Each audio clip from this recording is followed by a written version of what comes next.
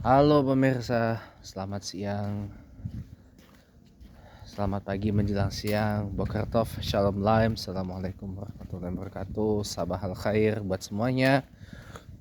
Masih dalam suasana Hari Raya Haji, Idul Adha, 10 Zulhijjah 1446 Hijriah.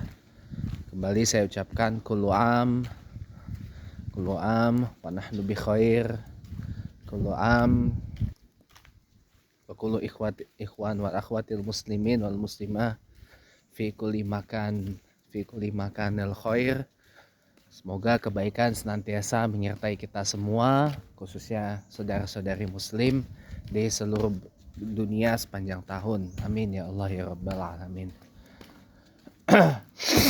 Teman-teman semuanya, pertama saya pengen bantah dulu ya omongan ayah tiri saya atau ayah samu saya atau ya di tempat di kuliah saya dulu, universitas terbuka tuh nggak ada tugas. Jawabannya ada teman-teman. Di UT itu sama kayak universitas biasanya, ada gitu. Tugasnya ada.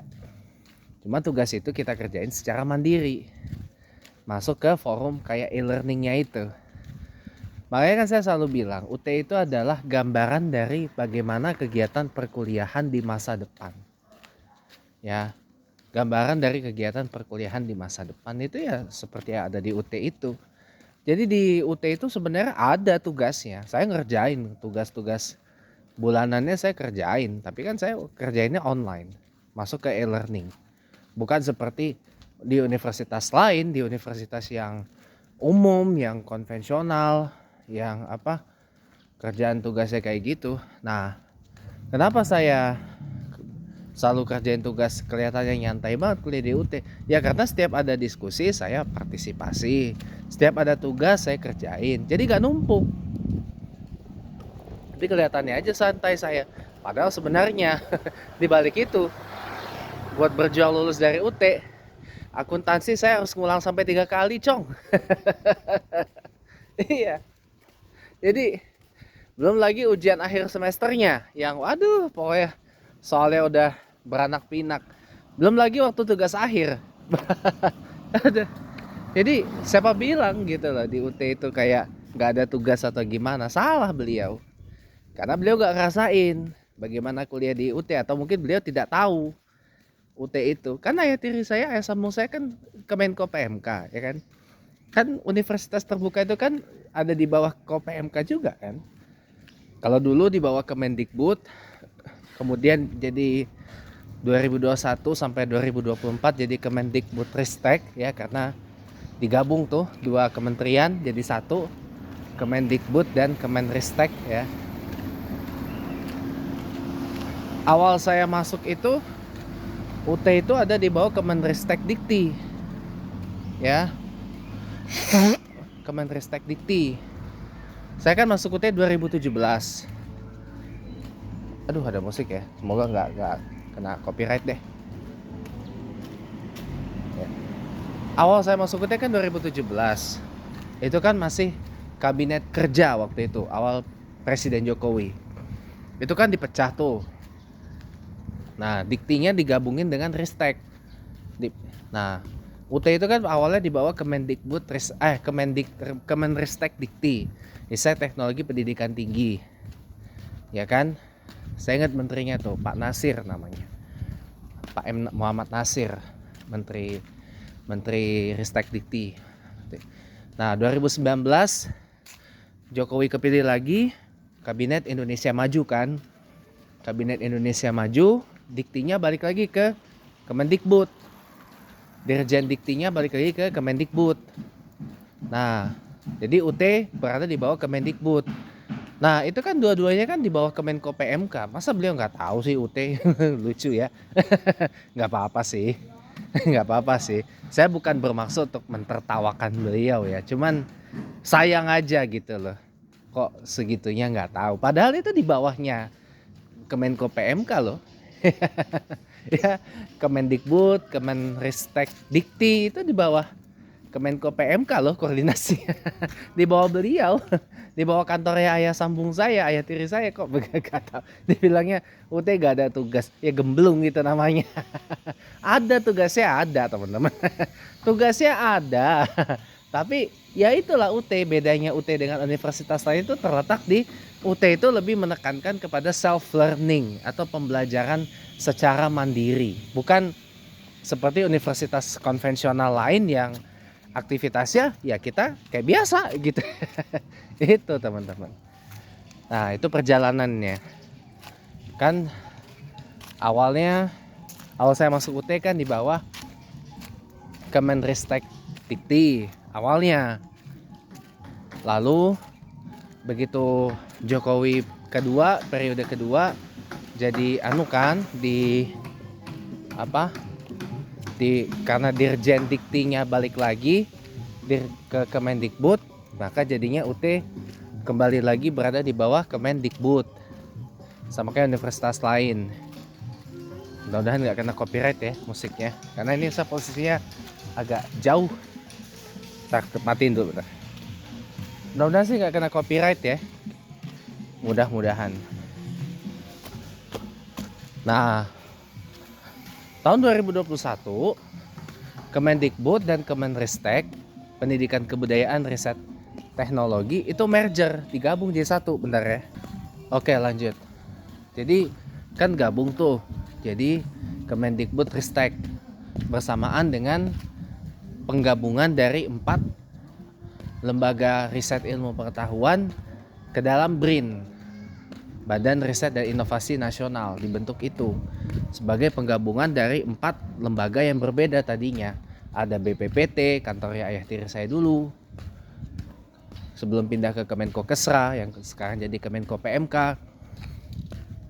BPPT, Badan Pengkajian Penerapan Teknologi. Kemudian ada LAPAN, Lembaga Penerbangan Antariksa Nasional. Ada apa lagi? Ada BATAN ya, Badan Tenaga Atom Nasional. Badan Tenaga Atom Nasional. Satu lagi LIPI, Lembaga Ilmu Pengetahuan Indonesia. Digabung jadi satu, namanya BRIN. Itu kantornya di bekas gedung BPPT di Tamrin. Kantornya BRIN, Badan Riset Inovasi Nasional gitu. Nah, UT berada di bawah Kemendikbud Ristek dari 2021 sampai 2024. Nah, Kemendikbud Ristek itu adanya di mana? Di bawah Kemenko PMK. Nah, sekarang di mana sekarang UT setelah Kementerian Pendidikan Kebudayaan Ristek itu dipecah menjadi 3 di era Presiden Pak Prabowo Subianto, Kabinet Merah Putih gitu. Sekarang UT berada di bawah Kemendikti Saintek, Kementerian Pendidikan Tinggi, Sains dan Teknologi. Itu pun juga koordinasinya ada di bawah Kemenko PMK bersama dengan Kemendikdasmen dan Kemenbud. Kemendikdasmen itu pendidikan dasar menengah. Kalau Kemenbud itu Kementerian Kebudayaan, yang dulu Dirjen Kebudayaan di Kemendikbud Ristek. Terus sekarang jadi kementerian sendiri. Jadi nama Kemenbud atau Kembud ya. Kementerian Kebudayaan. Apa tuh? Wah, kaget gue, hampir digigit tawon. Gitu teman-teman. Jadi sekarang UT ada di bawah Kemendikti Saintek ya. Kementerian Pendidikan Tinggi, Sains dan Teknologi. Innalillahi wa inna ilaihi raji'un. Siapa meninggal ini? Meninggalnya hari mulia banget. Hari Jumat. Tanggalnya juga tanggal istimewa, tanggal 10 Zulhijjah ya, pasti Idul Adha ya. Masih bisa. Siapa meninggal ini? Penasaran saya. Tuh, lihat di depan. Meninggalnya hari Jumat pas Idul Adha. ya kan, baran haji. Memang ya gak banyak orang yang memang ditakdirkan untuk wafat di hari Jumat ya. Itu semua sudah dipilih sama Allah ya, meninggalnya di hari Jumat, wafatnya di malam Jumat, itu semua sudah dipilih semua sama Allah. Itu yang seperti itu ada tuh informasi berita duka citanya. Kita baca aja ya teman-teman ya, nggak bisa saya tampilin ya. Kita baca aja ya teman-teman ya. Telah meninggal dunia hari Jumat tanggal 6 Juni 2025, namanya Haji Azrul bin Hasanuddin Z, usia 72, blok H32, dimakamkan di TPU Kampung Kandang, Jagakarsa. Saya pernah lewat kebetulan di TPU Kampung Kandang di Jagakarsa. Itu tempat persemadian dari beberapa tokoh di Kampung Kandang Jagakarsa itu. Selain di Karet dan juga di Tanah Kusir. Ternyata ketua atau presiden pemerintahan darurat RI ya, PDRI, pemerintahan darurat Republik Indonesia ya, siapa itu yang kelak digadang-gadang harus diakui sebagai presiden kedua Indonesia, ya, Syarifuddin Prawira Negara. Itu juga dimakamkannya di Tanah Kusir loh, yang harusnya, yang digadang-gadang katanya harus diakui sebagai presiden kedua RI ya, Mr. Syarifuddin Prawira Negara, itu dimakamkannya di Tanah Kusir juga loh. Baru tahu saya. Terus juga Gubernur Jakarta yang terkenal dulu itu Ali Sadikin, itu juga dimakaminnya di Tanah Kusir. Saya pernah nyekar ke makamnya gitu. Jadi gitu teman-teman. UT itu kan sekarang ada di bawah Kemendikti Saintek ya kan, pasca pemecahan Kemendikbudristek menjadi 3 kementerian, Kemendikdasmen, Kemendikti Saintek, dan Kemenbud gitu, Kementerian Kebudayaan. Katanya supaya lebih terfokus gitu menangani bidang-bidang yang itu. Makanya kenapa kabinetnya Presiden Prabowo ini terbilang gemuk ya, karena memang beberapa kementerian yang tadinya digabung itu dipecah-pecah supaya lebih terfokus gitu, menangani satu urusan. Contoh yang dipecah di bidang hukum, bidang pendidikan, bidang koperasi, UMKM. Jadi ada sendiri Menterian Koperasi, UMKM aja gitu, nggak nyampur gitu. Makanya jadi kayak gitu. Jadi masa ya, padahal UT itu di bawah koordinasi kantornya ayah sambung saya, kok masa nggak tahu sih seluk-beluk UT bagaimana, lucu. Nggak tahu ya, apa benar tidak tahu, apa benar nggak tahu. Nggak tahu lah ya saya. Yang jelas harusnya tahu lah ya kan, kalau UT itu ada di bawah koordinasinya Kemenko PMK ya tahu lah. Sekarang Kemenko PMK pun juga dipecah 2, Kemenko PMK sama Kemenko PM atau Pemas, pemberdayaan masyarakat. Pemberdayaan masyarakat ini kan, nah disitulah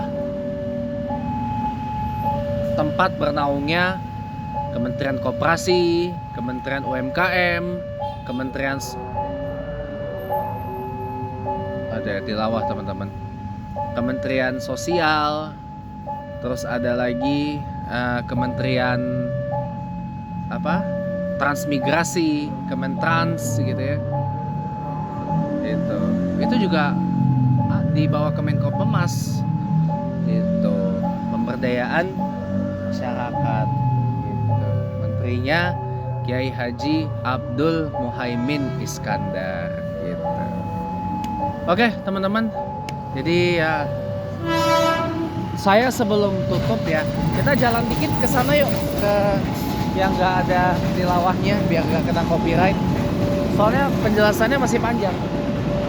Gak apa-apa, kita jalan dikit sambil kita buang waktu lah. Jadi tahu nggak teman-teman, saya punya satu fakta lagi ya. Satu fakta lagi adalah waktu tes CPNS atau tes calon pegawai negeri sipil ya, beberapa waktu yang lalu ya. Ntar dulu. Oke, sini aja lah teman-teman ya, biar gak terlalu kena copyright.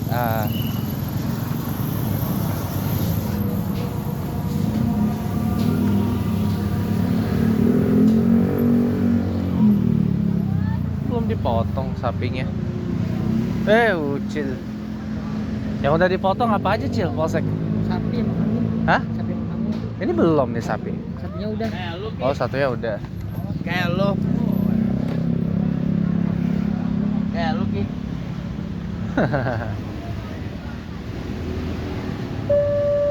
Tadi mau ke rumah.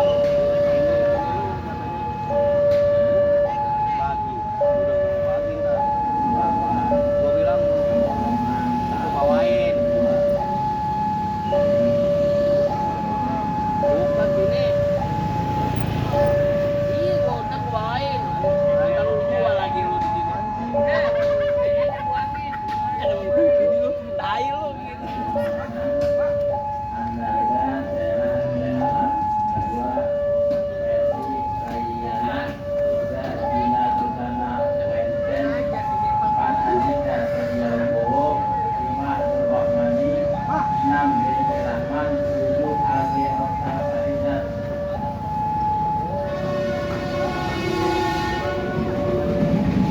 Mau patah kebaran.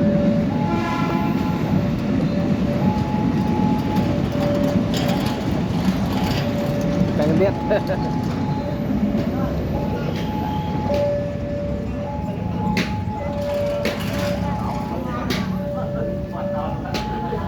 Kota. Gimana udah potong? Udah potong. Mari sama-sama kita berdoa semoga teman-teman kartu berjalan dengan lancar. Ya, sapi kedua dari Ibu Kapolsek Pesanggerahan diatasnamakan 1 Amanda Sela Syekh Alam, 2 Mercy Rayana, 3 Gina Susana Wensen, 4 Andika Sedia Wibowo, 5 Nur Rahmani, 6 Beni Rahman, dan 7 Ade Okta Rijal. Ini namanya Dewa. Oh, ini hasil rapatnya Beni.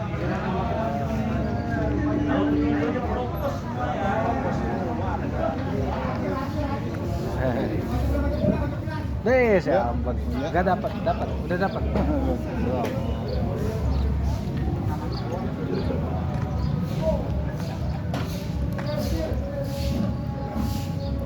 Allahu Akbar, Allahu Akbar, Allahu Akbar. La ilaha illallah, Allahu Akbar, Allahu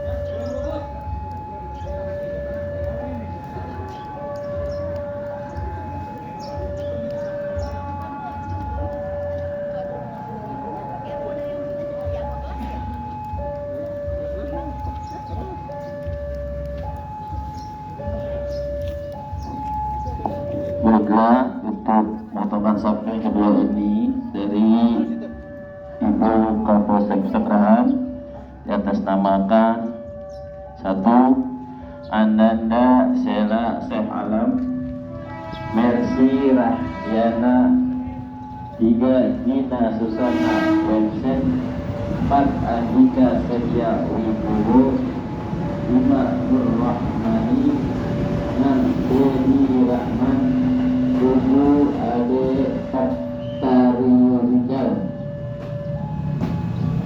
Allahu Akbar, Allahu Akbar, Allahu Akbar. La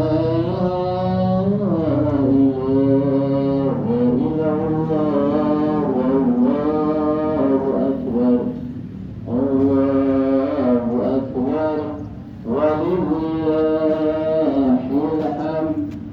Allahu Akbar, Allahu Akbar, Allahu Akbar. La ilaha illallah. Oke teman-teman, saya tadi lupa ternyata matiin. Lupa ngepost tadi. Tadi lagi lihat pemotongan hewan kurban di belakang sana di Polsek Pesanggerahan.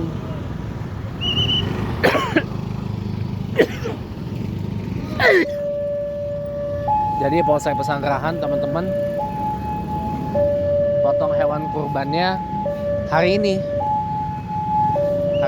karena hewannya kan dikit. Hewan kurbannya dikit teman-teman. Hewan kurbannya dikit. Sapi 2, kambingnya nggak tahu berapa, 3. Kambingnya 3. Jadi kan ada 5, jadi bisa dipotong cepat gitu. Ntar dulu. Nah, kalau di Masjid Istiqlal itu hari Ahad hari Ahad itunya apa, pemotongan hewan kurbannya. Kalau di masjid kita, Masjid Al-Karim Bintaro Permai, itu hari Sabtu besok pemotongan hewan kurbannya dari jam 9 pagi sampai dengan qobluz zuhur. Kalau di Istiqlal juga sama, tapi bedanya di hari Ahad tanggal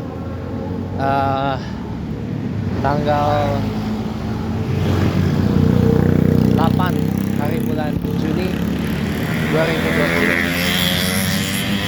Oke. Bising. Oke, teman-teman, jadi lanjut lagi tadi ya. Jadi kawan-kawanku semuanya, sebenarnya gini lah ya. Yang kalau memang nggak tahu tentang UT, itu sebaiknya tanya. Bahkan tahu nggak? Tadi saya cerita tentang CPNS ya. Seleksi CPNS kemarin yang lolos itu kebanyakan ternyata dari UT loh. Dari alumni UT kebanyakan.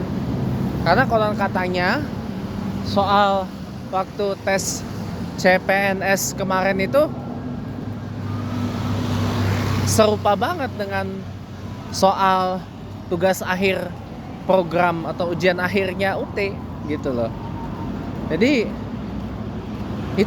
itulah yang bikin UT, Universitas Terbuka, yang tadinya dipandang sebelah mata oleh sebagian besar orang, kini mulai dilirik gitu loh.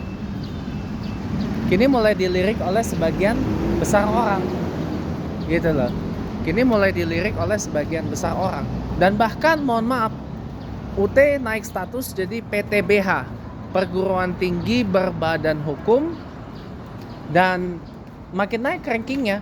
Dan sekarang orang jadi makin tertarik untuk kuliah di sana, dan bahkan iklannya UT itu sudah di-spread di mana-mana. Sudah bombastis banget lah intinya gitu. Bahkan menjadi tujuan dari beberapa large number of fresh graduates yang mau masuk ke UT itu. Itu kan satu pencapaian yang menurut saya pribadi keren gitu loh. Menurut saya pribadi keren gitu. Jadi apa tuh? Oh, ini persiapan buat apa? Oh, sudah potong juga korban. Sepertinya sudah. Karena musola ini juga hewan kurbannya apa, Siti atau sedikit. Kenapa Masjid Istiqlal potongnya hari Ahad? Karena jumlah kurbannya banyak, teman-teman. Dan biasanya kalau di Masjid Istiqlal itu didominasi oleh sapi gitu. Dan kebetulan Pak Didi ya. Pak Didi. Dan kebetulan ya, sapi kurbannya dari presiden kita, Bapak Prabowo Subianto, juga ada di sana.